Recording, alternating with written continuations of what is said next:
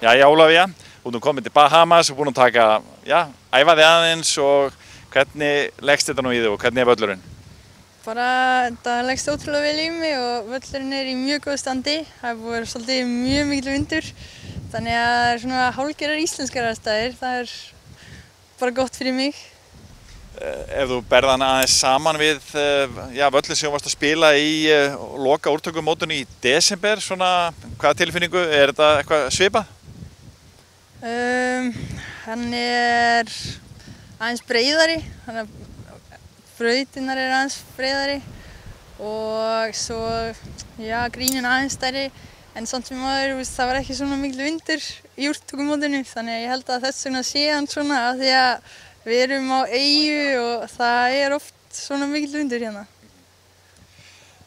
Hvernig er svona tilfinningin að vera komin í atvinnumanna skóna, ef ég get spurt svo? Nú ertu komin út í alvöruna.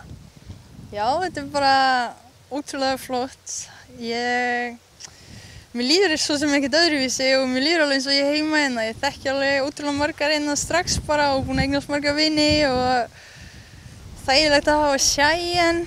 Ég er búin að tala við hana mikið og hún er búin að hjálpa mér mikið og mér líður bara mjög vel. Frænku Tigers Woods.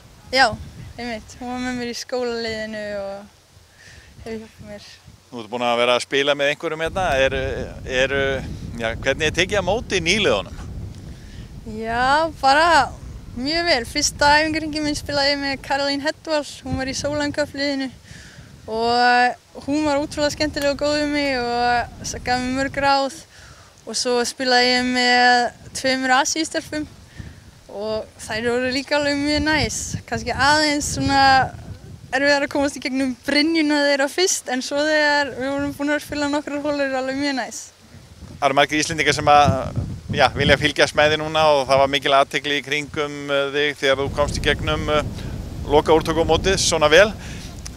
Finnur eitthvað fyrir svona pressu? Nei, í rauninni ekki. Ég hugsa sem minnst það. Nú þurftur að fara í þessa aðgerð og annað. Hvernig hefur það gengið allt saman? Bara mjög vel. Fyrstu vikurnar kannski voru smá svona erfiðar, en svo var ég byrjað að æfa eftir 2 vikur og svona pútt og chippa. Svo fór ég til Flórida vikuna fyrir þetta mót og var að æfa og gat alveg æft marga klukkutíma á dag.